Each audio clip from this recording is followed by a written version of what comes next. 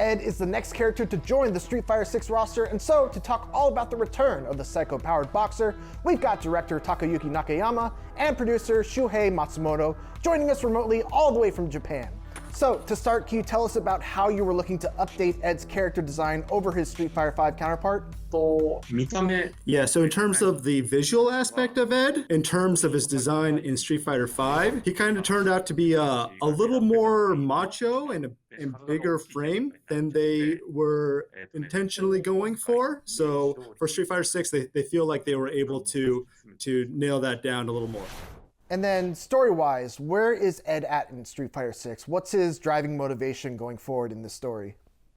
In terms of Street Fighter 6, his story is very much connected to what players saw in Street Fighter 5 with his association with Bison and just kind of being in that environment, that kind of like lab environment that was led by Bison. And in 6, he is motivated to try to find his comrades from the days of Street Fighter 5. So Ed was such a notable character in Street Fighter 5 because all of his special moves were tied to just a button and direction, almost like a beta test of the modern control scheme. Does Ed retain this kind of uniqueness among the roster, even though the whole cast can now have one-button special moves through the modern control scheme? As you mentioned, it was kind of an experiment for the developers when they were working on Street Fighter V to make Ed kind of like the prototype of this modern controls that we currently see in Street Fighter VI. However, his move roster, I guess, has been updated from the past title, and it's not like a complete replica of what you get to experience in Street Fighter V. So they've definitely made some tweaks and updates so that his modern controls in Street Fighter VI is also fun and compelling. All right, I'm going to throw this question to both of you. Between the three boxers of the Street Fighter series, we got Dudley, we got Balrog, and we got Ed. Who do you think would be the champion of the world just by pure boxing skill if they were to fight? So, in terms of like power or strength, Balrog probably has the one up among those three. And in terms of technique, they'll probably have to go to Dudley.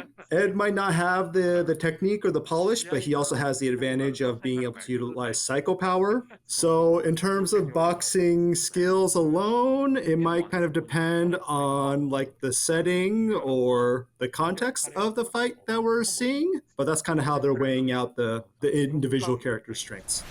Incredible answer. you gave props to every one of them. So with that, why don't we throw to some gameplay and kind of just live react to just seeing Ed in motion and just seeing what he can do.